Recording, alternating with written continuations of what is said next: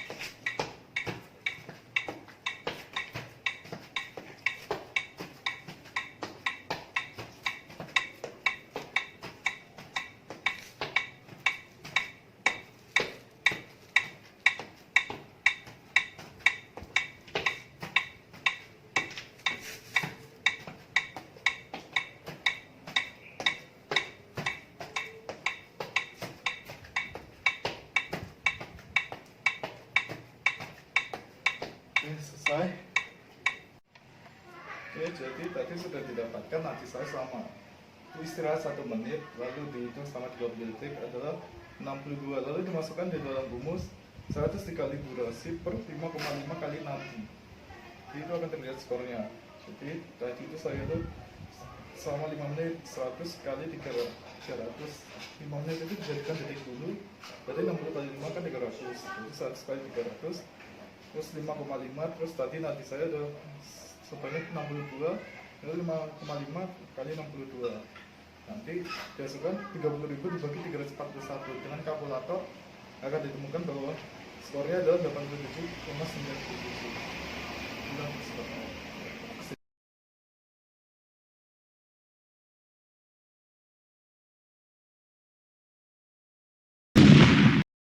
Setelah melakukan Harvard Step Test tadi, saatnya kita menjawab soal-soal teori secara biologis, yaitu yang pertama, apa hubungannya gerakan otot antagonis dengan Harvard Step Test tadi? Pertama kali untuk mengetahuinya kita perlu tahu dulu apa itu otot. Otot adalah jaringan-jaringan berguna untuk menggerakkan tubuh. Otot itu terbagi atas 3 macam, yaitu otot lurik, otot polos, dan otot jantung. Otot lurik itu bentuknya serabut memanjang, dan intinya itu di pinggir. Guna otot lurik itu gunanya adalah untuk menggerakkan kerangka. Jadi untuk gerakan-gerakan seperti berlari dan sebagainya macam itu tugas dari otot lurik. Lalu otot polos itu bentuknya pipih dan intinya di tengah. Nah, otot polos ini berguna untuk menggerakkan organ-organ dalam tubuh dan bekerjanya secara tidak disadari, berbeda dengan otot lurik yang bekerja secara kita sadari. Nah, lalu ada otot jantung. Otot jantung itu bentuknya seperti otot lurik, tapi modelnya itu bercabang-cabang. Nah, walaupun seperti otot lurik, otot jantung itu bekerja secara tidak disadari, dan letaknya hanya ada di jantung, Kak. Karena itu disebut otot jantung. Nah, untuk gerakannya itu, yang gerakan secara antagonis itu ada 4, yaitu fleksi ekstensi, lalu depressor elevator, lalu ada supinator dan pronator, lalu yang terakhir ada abduktor dan aduktor. Nah, fleksi dan ekstensi itu gerakan menekuk dan meluruskan. Terus depressor dan elevator itu adalah naik dan menunduk. Lalu ada supinator dan pronator, yaitu mengadat dan melungkupkan. Lalu ada abduktor dan aduktor, yaitu menjauhi dan mendekati tubuh. Nah, jadi di gerakannya step test tadi itu termasuk dalam gerakan otot antagonis yang fleksi dan ekstensi, karena itu bekerja secara lurus dan menekukkan. Nah, gitu. Lalu selain antagonis, gerakan otot antagonis, ada gerakan otot sinergis. Ya, apa itu gerakan sinergis? Kalau antagonis itu bergeraknya secara berlawanan, yang mana yang satu itu kontraksi dan yang satu lagi relaksasi. Kalau sinergis itu bergeraknya secara bersamaan, jadi kalau satu kontraksi, yang lainnya juga kontraksi, lalu yang misalnya lagi yang satunya relaksasi, ya yang lainnya juga relaksasi. Nah, contoh dari gerakan otot sinergis ini adalah pronator teres dan pronator quadratus. Nah, ini tuh gunanya buat sama mengadah dan melungkupkan tangan. Photo. No. Hai. Okay. Sekarang untuk menjawab pertanyaan yang nomor 2, yaitu mengapa kita merasa lelah setelah kita melakukan Harvard Step Test tadi.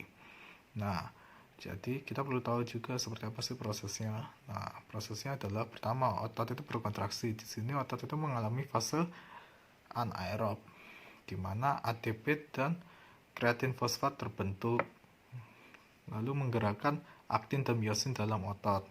Nah, nanti kreatin fosfat memberikan fosforifilnya kepada ADP, lalu diubah menjadi ATP dan energi.